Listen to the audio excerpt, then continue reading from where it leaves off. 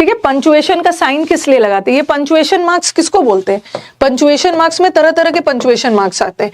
एक तो punctuation marks में आपका फुल स्टॉप होता है, पंचुएशन में कॉमा भी होता है, पंचुएशन में इन्वर्टेड कॉमर्स भी होता है, पंचुएशन में क्वेश्चन मार्क भी होता है, एक्सक्लेमेटरी सेंटेंस भी होता है, बहुत सारा सेंटेंसेस है, कोलोन भी होता है, कोलोन इसको बोलते हैं, सेमीकोलन इसको बोलते हैं। बच्चों का सबसे बड़ा कंफ्यूजन है मैम, पता ही नहीं चलता है कि कहाँ कॉमा लगाया जाए और कहाँ सेमीकोलन लगाया जाए, क्योंकि पढ़ते हैं तो लगता है ना कि दोनों का मतलब तो सेम ही है।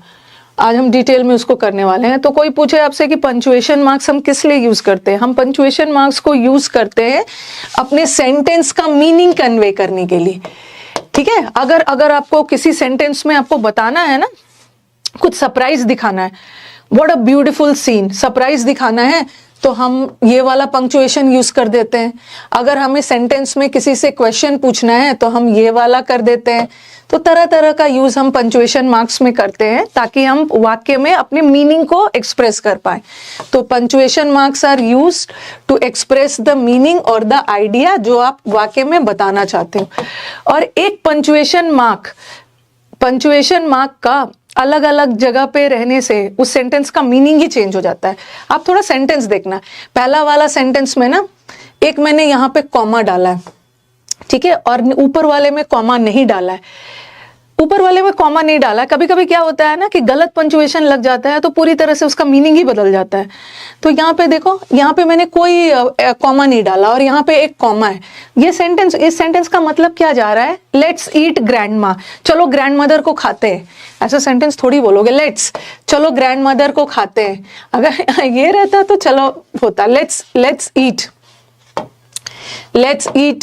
एप्पल्स, चलो एप्पल खाते हैं, तो ये तो सही होता। ओके, लेट्स ईट एप्पल्स, चलो हम एप्पल्स को खाते हैं, लेकिन ग्रैंड मदर को थोड़ी खाओगे, तो ये गलत था। यहाँ पे एक पंक्चुएशन की जरूरत है। आप ग्रैंड मदर को बोल रहे हो ना, लेट्स ईट, ग्रैंड मदर को संबोधित करते हुए बोल रहे हो कि लेट्स ईट, चलो खाना खाते हैं। ग्रैंड मदर को संबोधित करते हुए बोल रहे हो, तो पंक्चुएशन को सही जगह पे लगाना है, नहीं तो गड़बड़ हो जाएगा। ओके, ऊपर वाला में ना बिना कॉमा का गलत था, बिना कॉमा का वो गलत था। कॉमा की जरूरत थी, यहाँ पंक्चुएशन की जरूरत थी, क्योंकि आप बोलना क्या चाह रहे हो? सेंटेंस में बोलना चाह रहे हो ना कि ग्रैंड मदर, चलो हम मिलके खाना खाते हैं। ऐसा थोड़ी है कि अब जाके ग्रैंड मदर को ही खा लोगे। ओके, अब आ जाओ, अब देखो सेंटेंस। अब दोनों सेंटेंस में मेरे को बताओ कि 2 का ए और बी में कौन सा करेक्ट है। यहाँ पे दोनों में से एक ही करेक्ट था। आप ग्रैंड मदर को जाके नहीं खा सकते हो। आप ग्रैंड मदर को बोलते हुए बोल रहे हो ना, ग्रैंड मदर, दादी, चलो खाना खाने चलते हैं, लेट्स ईट। ठीक है, कॉमा डालने की जरूरत थी, ऊपर वाला गलत था। अब मेरे को बताओ कि 2 में ए और बी में कौन सा करेक्ट है? 2 और 2A बी में कौन सा करेक्ट है? नहीं, दोनों करेक्ट है, दोनों करेक्ट है। यहाँ पे तो ये रॉन्ग था, ये करेक्ट था, बट यहाँ पे दोनों करेक्ट है। तो वही मैं बोल रही थी ना कि पंक्चुएशन मार्क्स का जगह बदलता है तो उसका मतलब चेंज हो जाता है। देखो, यहाँ पे कॉमा यहाँ पे लगा है और यहाँ पे नॉट के बाद लगा है। नॉट के बाद कॉमा लगा है तो इस सेंटेंस का मतलब अलग है, और नॉट के पहले लगा है तो इस सेंटेंस का मतलब अलग है। हैंग हिम, उसको हैंग कर दो। और कॉमा हम किस लिए लगाते हैं? थोड़े से अभी मैं अलग अलग सबको डिटेल में पढ़ाऊंगी, बस मैं अभी आपको बता रही हूँ ना कि पंक्चुएशन मार्क्स का इंपॉर्टेंस कितना होता है। ओके, पंक्चुएशन मार्क्स अलग अलग जगह पे लगता है ना तो उसका मीनिंग अलग ही निकल जाता है। हैंग हिम, उसको फांसी दो। नॉट लेट हिम फ्री, उसको छोड़ो मत, उसको फ्री मत जाने दो। हैंग हिम मतलब उसको फांसी पे लटका दो। नॉट लेट हिम फ्री, उसको छोड़ो मत, फांसी पे लटका दो। बट यहाँ पे देखो, यहाँ पे कॉमा यहाँ पे आया, हैंग हिम नॉट। आप नॉट के बाद रुक रहे हो। हैंग हिम नॉट का मतलब उसको फांसी मत दो, उसको छोड़ दो, उसको छोड़ दो।